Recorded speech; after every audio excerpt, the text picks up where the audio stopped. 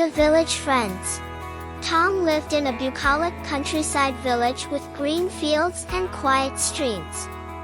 His daily life felt banal: same breakfast, same school, same boring routine every day. When Alex arrived as the new student, he seemed bellicose, always picking fights and arguing with everyone. But Tom discovered Alex was actually funny. Their conversations became playful badinage filled with jokes and witty remarks. Slowly, their friendship began to burgeon.